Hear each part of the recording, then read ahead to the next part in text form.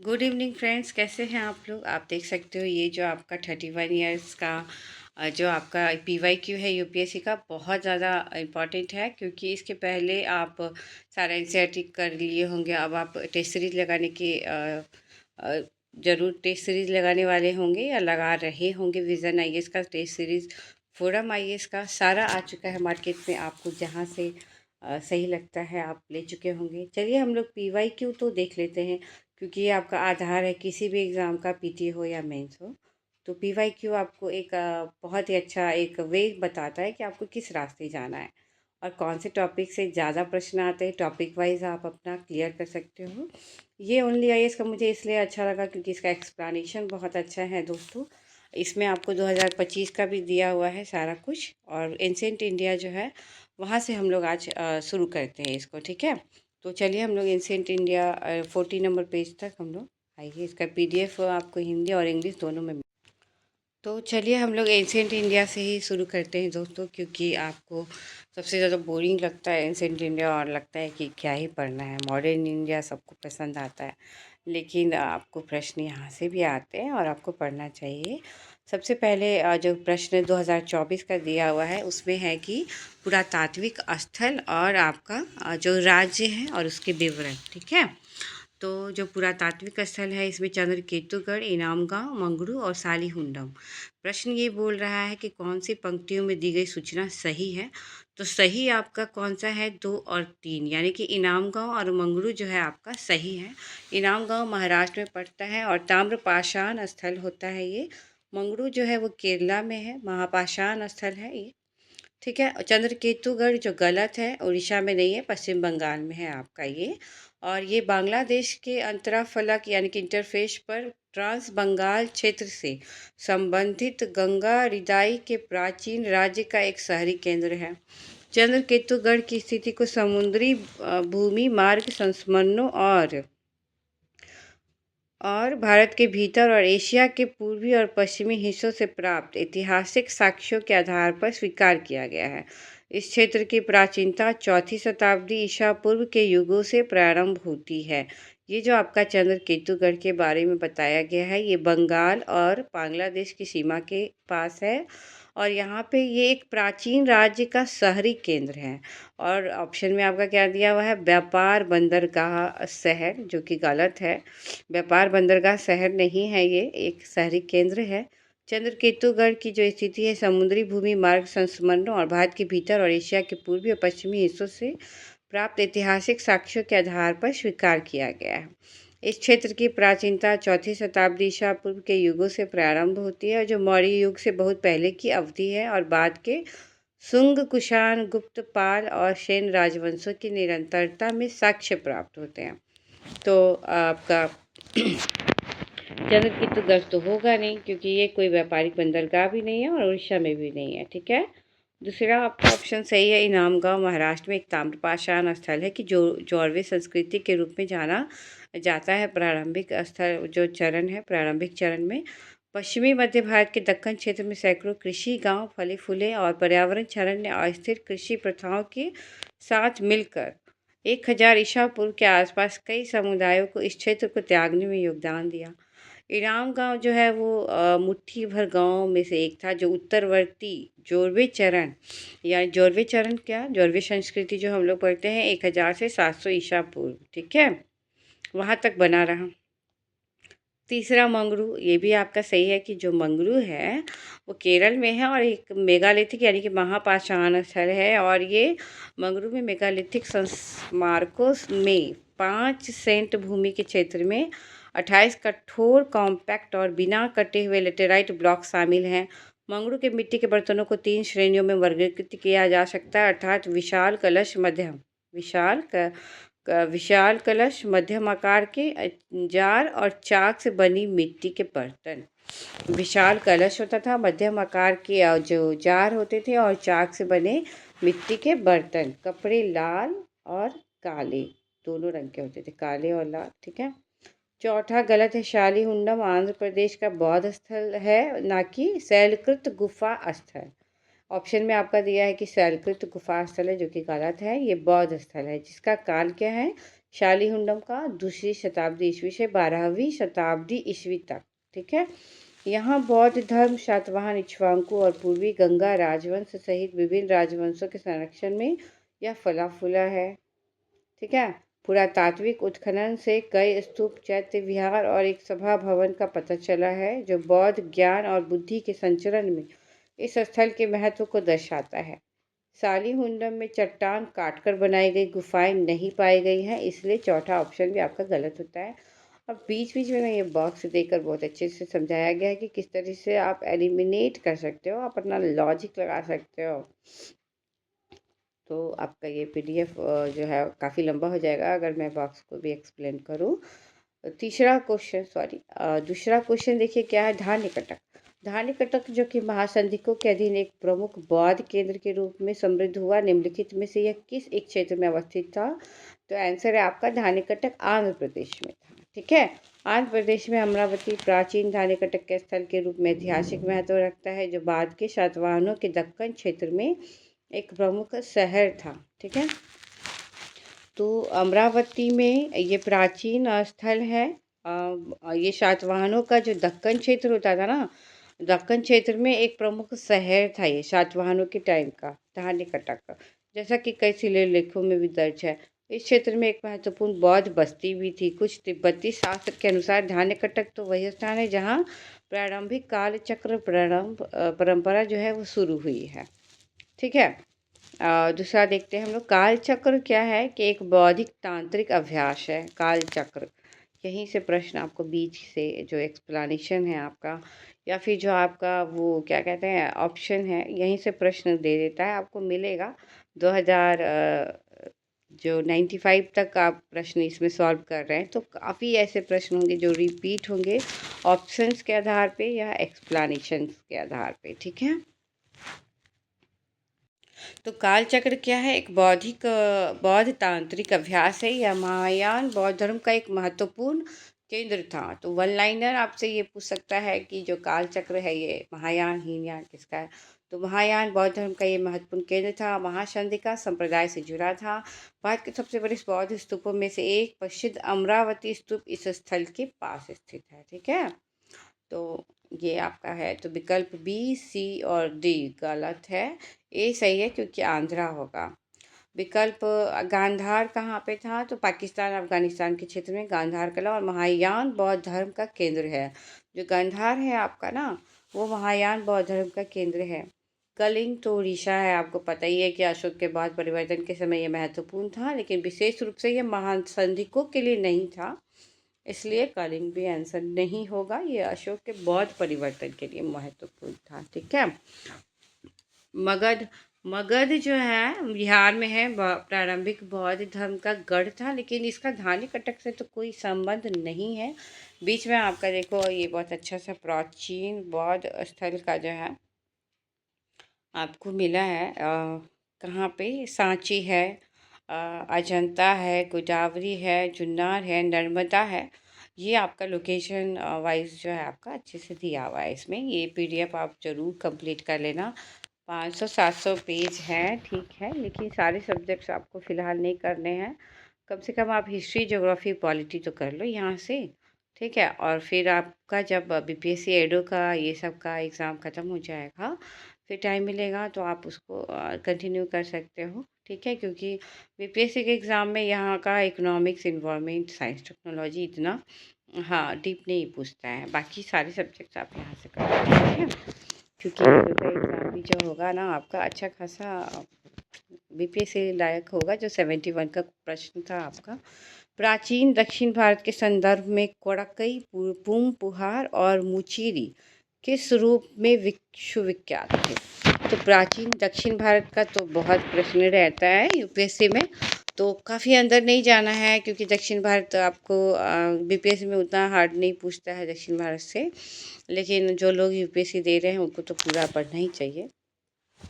कोरकई, पुम पुहार और मुचीरी, ये क्या था ना, ये पतन था, यानी कि बंदरगाह। बंदरगाह तो फेवरेट है टॉपिक, बीपीएससी और यूपीएससी दोनों का फेवरेट टॉपिक है ये बंदरगाह। ठीक है ना। तो कोरकई, पूंपुहार और मुचेरी दक्षिण भारत के प्रमुख प्राचीन पत्तन या बंदरगाह शहर थे, जिन्होंने समुद्री व्यापार में महत्वपूर्ण भूमिका निभाई थी। कोरकई तमिलनाडु के थूथुकुडी जिले में स्थित कोरकई प्राचीन काल में एक महत्वपूर्ण बंदरगाह शहर के रूप में उभरा। कोरकई कहाँ था? तमिलनाडु में, ठीक है, थूथुकुडी जिले में।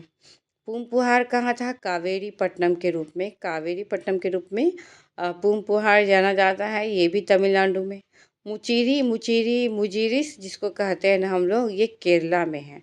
तो ऊपर के दोनों जो है वो तमिलनाडु में और मुचीरी केरला में है, और ये बंदरगाह शहर है, ठीक है। कोरकई के बारे में क्या है कि विशेष रूप से यहाँ तमिल संगम साहित्य के युग के दौरान यह फला फूला है, और पांड्य साम्राज्य के लिए प्राथमिक बंदरगाह के रूप में काम भी किया है। पूंपुहार कावेरीपट्टनम के रूप में जाना जाता था, जीवंत समुद्री व्यापार विरासत के रूप में प्राचीन बंदरगाह शहर है ये। और ये मैयाथुराई जिले में कावेरी नदी के तट पर है।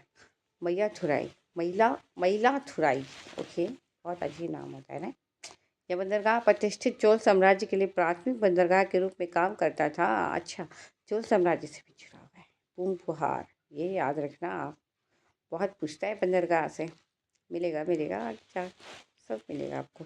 मुजिरिस, मुजिरिस यानी कि मुचेरी एक प्राचीन बंदरगाह शहर है, अब केरला में है।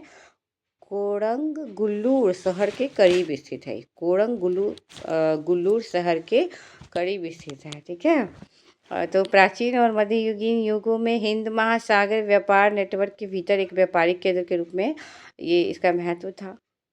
टोंडी और मुचेरी चेरा साम्राज्य के क्षेत्र में महत्वपूर्ण बंदरगाहों के रूप में उभरे। मुचेरी के साथ टोंडी याद रख लेना, ये चेरा साम्राज्य के टाइम में बंदरगाह के रूप में उभरे थे, इसलिए तीनों ही स्थल प्राचीन दक्षिण भारत में बंदरगाह के रूप में प्रसिद्ध थे, और ये याद रखिएगा। और आपको आगे मिलेगा कि इस टाइप से दक्षिण भारत का फिर कुछ ऐसे ही स्थल का पूछता है, ठीक है। चौथा क्वेश्चन आपका देखो कि संगम कविताओं में यथावर्णित वट किरुत्तल की प्रथा को स्पष्ट करता है। कौन सा ऐसा है जो संगम कविताओं में वट किरुत्तल की प्रथा को स्पष्ट करता है? तो आंसर है आपका युद्ध में पराजित जो राजा होते थे ना, तो राजा का आमरण अनशन करके अनुष्ठानिक मृत्यु वरण करना। जो राजा युद्ध में पराजित हो जाते थे, वो अनशन करके अपना शरीर को त्याग देते थे, जिसे वट किरुत्तल या वट किरुत्तल के नाम से जाना जाता है। संगम काल में तीसरी शताब्दी ईसा पूर्व से दूसरी शताब्दी ईस्वी में ये था, ठीक है। विशेष रूप से यह प्रचलित था। युद्ध में पराजित तमिल राजा अपने सम्मान और प्रतिष्ठा को बनाए रखने के लिए उपवास के दौरान अपना मतलब फास्टिंग करके ना वो अपना देह त्याग देते थे। इस प्रथा को ही वट किरुत्तल कहा जाता है। पांचवा प्रश्न देखिए, ऐतिहासिक स्थल आ गया ना आपका फिर से चंद्रकेतुगढ़, यानी कि जो 2021 का पढ़ा होगा 24 में उसने पक्का मार दिया होगा सही आंसर, है ना। तो चलिए, इस तरीके से ही आपको अपने आगे का जो रणनीति है वो तैयार करना है कि इस तरह से आप मई तक अपना तैयारी करोगे। बुर्ज होम, चंद्रकेतुगढ़, गणेश्वर। चंद्रकेतुगढ़ आपने 2021 में पढ़ लिया तो 24 में मार दोगे। बुर्ज होम तो सबको पता ही रहता है।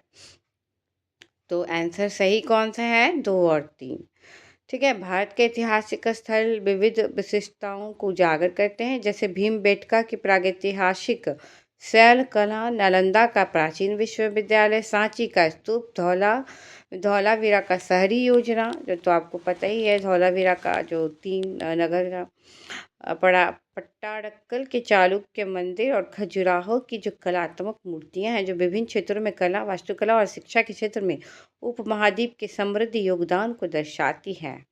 पहला ऑप्शन सही नहीं है। बुर्ज होम कश्मीर में हड्डी के उपकरणों का एक सुविकसित उद्योग था। बुर्ज होम में तो गहरे और मोटी सतह वाले मिट्टी के बर्तन शामिल थे। चट्टानों को काट कर बनाए गए मंदिर जो है बुर्ज होम स्थल की विशेषता नहीं थे। यहाँ पे ऑप्शन में शैलकृत देव मंदिर लिखा हुआ है, जो कि बुर्ज होम में तो नहीं था ना। ये तो गर्तावास था ना, जो जम्मू कश्मीर में हड्डी के उपकरण है, ये सब यहाँ पे ही मिला था, ठीक है। तो चट्टानों को काट कर यहाँ पे कोई मंदिर वंदिर नहीं है, तो ये गलत हो गया। बाकी आपका 2 और 3 सही है। चंद्रकेतुगढ़ टेराकोटा कला, अभी पहले ऊपर पढ़ चुके हैं हम लोग। गणेश्वर ताम्र कला कृतियाँ, ठीक है। तो 6 नंबर क्वेश्चन में आइए हम लोग 6 देखते हैं। दूसरा तो सही है। चंद्रकेतुगढ़ पश्चिम बंगाल में गंगा डेल्टा में स्थित है। यह टेराकोटा कला के लिए प्रसिद्ध था। पश्चिम बंगाल और बांग्लादेश का हम लोग इंटरफेस वाला जो एरिया है वो तो हम लोग देख चुके हैं। टेराकोटा कला के लिए प्रसिद्ध था। यह मूर्ति के समृद्ध संग्रह के लिए, मतलब ये जो है मूर्तियों के समृद्ध संग्रह के लिए जाना जाता है चंद्रकेतुगढ़, जो मौर्य पूर्व और गुप्त काल के हैं। मौर्य पूर्व और गुप्त काल के, मतलब मौर्य के पूर्व और गुप्त काल के हैं। यह विद्याधरी नदी के द्वारा गंगा से जुड़ा हुआ है, जो इसे एक फलते फूलते व्यापार केंद्र के रूप में आदर्श स्थान बनाती है। तीसरा आपका है गणेश्वर, जो राजस्थान के उत्तर पूर्वी भाग में स्थित है। गणेश्वर राजस्थान में है, याद रखना आप। इस स्थल पर तांबे की सैकड़ों कलाकृतियां पाई गई हैं, जिससे पता चलता है कि यह तांबे की कलाकृतियां का निर्माण केंद्र रहा होगा। गणेश्वर याद रखना। और किस तरीके से आपको एंशियंट इंडिया का जो पुरातात्विक स्थल वाला पूरा चैप्टर है और स्थल है, इसकी विशेषता, ये किस तरीके से बनाना है नोट्स, ये आपको मैं अपने वीडियो में पहले ही बता चुकी हूँ। ठीक है, तो आप देख लेना उसको एंशियंट हिस्ट्री वाला प्लेलिस्ट में जाकर। 6 नंबर प्रश्न हम लोग देखते हैं फ्रेंड्स। शब्द और शब्दों का विवरण। एड़ीपति क्या है, तन्यूर क्या है, घटिका क्या है। जिसको तो कुछ नहीं पता होगा उसको तो लगेगा कि ओह क्या है ये, तो कई बार ये गलत भी हो जाता है ना सबका। एड़ीपति भूमि जिससे मिलने वाला राजस्व अलग से ग्राम जलाशय के रख रखाव के लिए निर्धारित कर दिया जाता था। एड़ीपति जो है ना एक भूमि है जिससे, जहाँ इस भूमि से जो राजस्व मिलता था ना, वो अलग से ग्राम जलाशय के रख रखाव के लिए निर्धारित करा जाता था। ठीक है, तो आप अपना एड़ी जो है, यानी कि पैरों का जो एड़ी है वो जल से साफ करते हो, तो याद रखना कि ये जलाशय। ठीक है, एड़ी। तनियूर किसी ब्राह्मण अथवा ब्राह्मण समूह को दान में दिए गए ग्राम। तनियूर, ठीक है, मतलब ब्राह्मणों को जो दान दिया जाता था ना गांव, वही है तनियूर। घटिका प्राय मंदिरों के साथ संबंध। विद्यालय घटिका, विद्यालय में बहुत घटना होती है ना, घटिका। ठीक है, तो आंसर आपका क्या है कि सही सुमेलित कौन सा है, तो डी, यानी कि 1 और 3 सही है। तनियूर किसी ब्राह्मण अथवा ब्राह्मण समूह को दान में दिए गए ग्राम नहीं थे। तनियूर क्या है, इसमें देखिए ऑप्शन में आपका दिया हुआ है, ये चोल प्रशासन के दौरान कभी कभी एक बहुत बड़े गांव को एक इकाई के रूप में प्रशासित किया जाता था, इसे ही तनियूर कहा जाता था। मतलब ब्राह्मणों को देने वाला नहीं, चोल प्रशासन में एक बहुत बड़े गांव को एक इकाई के रूप में देखा जाता था, इसी को हम लोग तनियूर कहते थे। बाकी दोनों सही है आपका। ठीक है, अब आइए, इसमें आपको दे दिया गया है ब्रह्मदेय। ये तो आपको पता है कि गांव के निर्माण की भूमि अनुदान के लिए ब्रह्मदेय, देवदान धार्मिक और धर्मार्थ उद्देश्यों के लिए मंदिरों को दान दी गई भूमि। वेल्लन वकई चोल प्रशासन में गैर ब्राह्मण किसान समुदाय द्वारा धारण की गई भूमि। वेल्लन वगई ये क्या है, चोल प्रशासन में गैर ब्राह्मणों को और किसान समुदायों को जो भूमि दी जाती थी उसको हम लोग वेल्लन वगई कहते हैं। और देवदान किसको कहते हैं, धार्मिक और धर्मार्थ उद्देश्यों के मंदिरों को दान देने वाला। मतलब मंदिर और धाम, मतलब ब्राह्मणों को देंगे तो देवदान कहलाएगा, और गैर ब्राह्मणों को देंगे तो वेलन वगई दिया आएगा। ये है, ठीक है। पल्ली चंडम, पल्ली चंडम बौद्ध मठ और जैन संस्थानों को दी जाने वाली भूमि। पल्ली चंडम बौद्ध और जैन दोनों, ठीक है, याद रखना। बहुत कठिन लगता है नहीं, ये सारे शब्द जो दक्षिण भारत के हैं। ये एंशियंट इंडिया बहुत मज़ा नहीं आता है पढ़ने में, इसलिए तो मैं आई मज़े से पढ़ाने के लिए, और मज़ा ले। पीडीएफ ही तो पढ़ना है यार, कौन सा आपको बहुत ज़्यादा मेहनत करना पड़ रहा है इसमें, ऐसे करके आपको नोट्स बनाने पड़ रहे हैं। पीडीएफ है, कम से कम तो पढ़ लो, मत बनाना नोट्स, कोई बात नहीं। ठीक है, बट मैं बताऊंगी कि PYQ से और जो टेस्ट सीरीज़ होता है उससे कैसे नोट्स बनाया जाता है। ठीक है, वेलन वगई चोल प्रशासन में गैर ब्राह्मण किसान समुदाय, ये सबको। पल्ली चंडम बौद्ध मठ और जैन समुदाय को देने वाली भूमि अनुदान। शाल भोग शैक्षणिक संस्थानों के रख रखाव के लिए आवंटित भूमि। सभी आपका भूमि का विवरण दिया हुआ है। शाल भोग, ठीक है, शैक्षणिक संस्थानों के लिए। अग्रहार, ये तो पता ही है आपको, ब्राह्मणों को दिए जाने वाला एक ऐसा एक गांव, एक बस्ती जो अक्सर करों से मुक्त होती थी। ब्राह्मणों को टैक्स फ्री भूमि दिया जाता था, जिसको हम लोग अग्रहार कहते थे। घटिका। घटिका शैक्षणिक संस्थान जो अक्सर मंदिरों से जुड़े होते थे, उस शिक्षा के लिए जाने जाते थे। मंदिरों से जुड़े होते थे, मंदिर में भी पढ़ाई होता था। मठ, हिंदू मठ जो धार्मिक और शैक्षणिक गतिविधियों के केंद्र के रूप में, उस समय तो मंदिर और मठ है, इसके लिए शैक्षणिक संस्थान के लिए भी। एक होता है बस्ती, आवासीय बस्तियाँ, नगरम, शहर या व्यापार केंद्र जिन्होंने शहरीकरण में महत्वपूर्ण भूमिका निभाई। ठीक है, तो उसी को हम लोग नगरम कहते हैं, जो शहरीकरण में भूमिका निभाई थी। अब हम लोग आते हैं, आपका 7 नंबर प्रश्न जो है, इसमें आइए। प्राचीन काल भारत में हुई वैज्ञानिक प्रगति के संदर्भ में निम्नलिखित में से कौन सा कथन सही है? प्रथम शती ईस्वी में विभिन्न प्रकार के विशिष्ट शल्य औजारों का उपयोग आम था। प्रथम शती ईस्वी में विभिन्न प्रकार के जो विशिष्ट शल्य औजार थे, क्या उनका उपयोग आम था? सही है। दूसरा देखो, तीसरी शती ईस्वी के आरंभ में मानव शरीर में आंतरिक अंगों का प्रत्यारोपण शुरू हो चुका था। ना ना ना ना ना, तीसरी शताब्दी ईस्वी में अंग प्रत्यारोपण का कोई दस्तावेज प्रमाण नहीं है। अंग प्रत्यारोपण की अवधारणा बहुत अधिक आधुनिक है यार। मतलब कैसे, तुम जो 20वीं शताब्दी में विकसित हुई है, तो तीसरी शती में कैसे? तो लॉजिक है, 2012 का है, इसलिए इजी है। ठीक है, और बाकी का आपका 1 3 4 सही है। 5वीं शती ईस्वी में कौन के जया का सिद्धांत था? सही है, कौन के जया का सिद्धांत 5वीं शती ईस्वी में है। चौथा देखिए, 7वीं शती ईस्वी में चक्रीय चतुर्भुज का सिद्धांत था। सही है। दूसरा सिर्फ गलत है, जो कि आप लॉजिक से भी आप कर सकते हो कि तीसरी शताब्दी में कैसे होगा अंक का प्रत्यारोपण। ठीक है ठीक है ठीक है, चलो अब देखते हैं हम लोग बॉक्स। बॉक्स में बहुत अच्छे से दिया हुआ है। आर्यभट्ट जो लगभग जो है इसमें आप,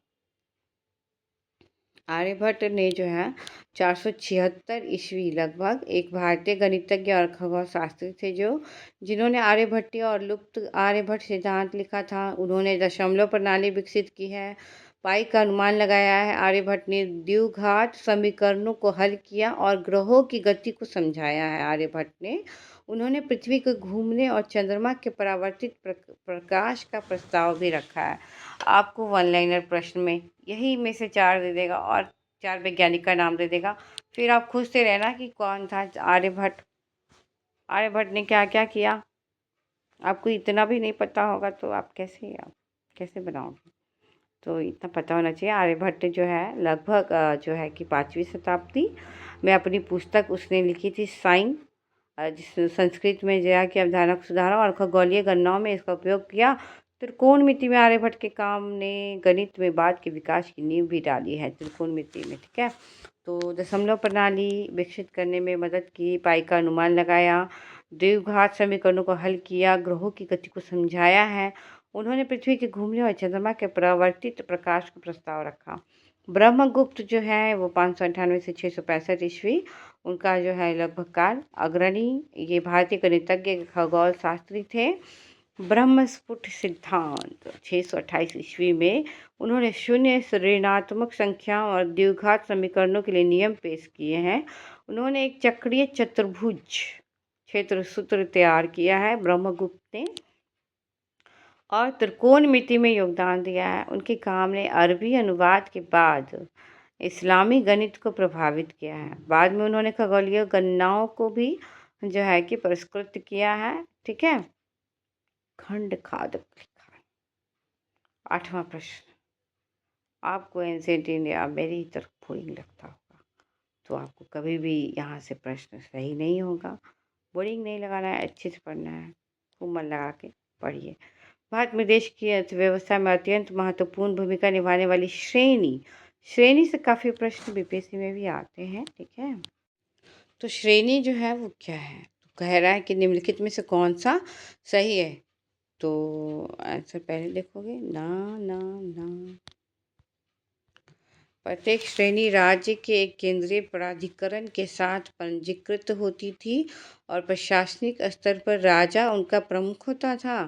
क्या श्रेणी राज्य के केंद्रीय प्राधिकरण के रूप में पंजीकृत रजिस्टर्ड होती थी और प्रशासनिक स्तर पर राजा जो है वो श्रेणी का प्रमुख होता था? दूसरा क्या है, श्रेणी ही वेतन, काम करने के नियम, मानक और कीमतों को सुनिश्चित करती थी। क्या श्रेणी सारा कुछ डिसाइड करती थी? श्रेणी का अपने सदस्यों पर न्यायिक अधिकार था। तो ऑप्शंस आपकी सी 2 और 3 सही है। कथन एक सही नहीं है, क्योंकि अर्थशास्त्र में उल्लेख किया गया कि श्रेणी जो है वो या उसको गिल्ड या जौहरी, बुनकर, हाथी दाँत पर नक्काशी करने वालों आदि की पेशेवर संस्था थी। ठीक है, ये सबका एक मतलब वो था, संस्था थी, और जो गुणवत्ता उत्पादन को नियंत्रित करती थी, सुदृढ़ व्यापार नीति बनाने और उचित मजदूरी और कीमतों का निर्धारण करने के लिए एक साथ आए थे। प्रत्येक गिल्ड या श्रेणी का अपना प्रमुख होता था, जिसे दूसरों का सहयोग प्राप्त होता था। राजा या स्थानिक शासक गिल्ड की रक्षा करते थे। ठीक है, राज्य के नियमों का अनुपालन सुनिश्चित करते थे, लेकिन गिल्ड स्वायत्त रूप से संचालित होते थे और हमेशा केंद्रीय प्राधिकरण के साथ औपचारिक रूप से पंजीकृत नहीं होते थे। तो इसलिए कथन एक सही नहीं है, 2 और 3 सही है। आपको लग रहा है ना कि पंजीकृत होती थी, तो ये नहीं है। और प्रशासनिक स्तर पे राजा उनका प्रमुख होता था, ये भी गलत है।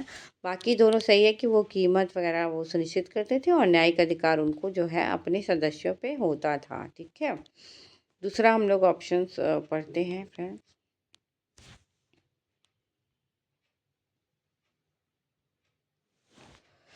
दूसरा ऑप्शन देखिए, रामायण और गुप्त काल के कई नाटक और तमिल संगम साहित्य में व्यापारिक संघ या श्रेणियों के बारे में विस्तार से लिखा गया है। जो रामायण है और गुप्त काल के कई नाटक है, तमिल संगम साहित्य है, वहाँ पे यहाँ इसका चर्चा है। श्रेणियों का अपने सदस्यों की आर्थिक गतिविधियों पर महत्वपूर्ण नियंत्रण था। वे उत्पादन, व्यापार और वाणिज्य के विभिन्न पहलुओं को विनियमित करने के लिए जिम्मेदार थे, जिसमें मजदूरी, कारीगरी के मानक, वस्तुओं की कीमतें और संचालन के नियम होते थे। तीसरा ऑप्शन भी सही है, गिल्ड के सदस्यों को कदाचार दोषी पाए गए तो किसी प्रमुख पर अभियोग चलाने और दंडित करने का अधिकार था। अर्थशास्त्र में विवादों को श्रेणी अदालत के माध्यम से हल करने में श्रेणियों की भूमिका का वर्णन किया गया है, जहां व्यापार, अनुबंध और असहमति से संबंधित मामलों को गिल्ड के अधिकारियों द्वारा संभाला जाता था। ठीक है, अब देखो एसआई के लिए हर जैसे पूर्ण शब्द आमतौर पर संजय आपको लॉजिक बता रहा है ना कि कैसे आपको सुपर हिंट। ठीक है, 9वां क्वेश्चन देखते हैं, कौन सा प्राचीन भारत में व्यापारियों का निगम था? मणिग्राम, नाम से स्पष्ट है, मणिग्राम व्यापारियों का निगम था। 97 का है आपका। प्राचीन भारत में कारीगर व्यापारियों के संघों को गिल्ड श्रेणी के रूप में जानते थे हम लोग। गिल्ड सिस्टम, श्रेणी तंत्र जो है आपका तो जो आपका गिल्ड सिस्टम है, यानी कि श्रेणी तंत्र है, कारीगर और व्यापारियों का एक संरचित संघ था, जो व्यापार और शिल्प कौशल का प्रबंधन करता था। जो डी सही है, मणिग्राम। ठीक है, प्राचीन काल में दक्षिण भारत के 2 सबसे महत्वपूर्ण व्यापारी संघ होते थे। दक्षिण भारत का 2 व्यापारी संघ होता था, जिसको हम लोग नाना देशी और मणिग्राम कहते थे। ठीक है, तो जो मणिग्राम होते थे वो प्राचीन भारत में, विशेष रूप से दक्षिण भारत में व्यापारियों का एक प्रसिद्ध निगम था। मणिग्राम व्यापारियों का प्रसिद्ध निगम था। यह व्यापार और वाणिज्य में महत्वपूर्ण भूमिका निभाता था। अक्सर लंबी दूरी के व्यापार से ये निपटता था। 10वां क्वेश्चन देखिए, कौन सा शब्द शेष 3 के वर्ग का है ही नहीं? तो ये है आपका सी, कोश। कोश नहीं है, कुल है, वंश है और गोत्र। ये सभी शब्द जो है ना, कुल, वंश और गोत्र, ये आपको प्राचीन भारतीय समाज में सामाजिक और पारंपरिक संरचना से संबंधित है। कोश तो नहीं है ना, खासकर वंश और वंशावली के संदर्भ में इसका यूज होता था। कोश शब्द का इस्तेमाल तो राजकोष के लिए होता है। तो कॉमन कॉमन सेंस का क्वेश्चन है ये। इस शब्द का उल्लेख कौटिल्य के अर्थशास्त्र में किया गया है और यह राज्य प्रशासन के कौटिल्य के संप्रांग नीति के तत्वों में से एक है। स्वामीन शासक, अमात्य मंत्री, जनपद क्षेत्र, दुर्ग किले, कोश राजकोष, बल सेना, मित्र मित्र या सहयोगी। तो कौटिल्य का ये जो नीति है उसमें से एक था। ठीक है, ये आपका 10 नंबर प्रश्न है। अब आ गया आपका सिंधु घाटी सभ्यता। सिंधु घाटी सभ्यता आ गया, तो वीडियो बहुत ज़्यादा लंबा हो जाएगा फ्रेंड्स, और हम लोगों को लगता है कि सिंधु घाटी सभ्यता कल करते हैं, तो आपका वीडियो भी लंबा ही नहीं होगा और आप अच्छे से इजी वे में प्राचीन भारत को कंप्लीट कर लोगे। ठीक है, थैंक यू फ्रेंड्स।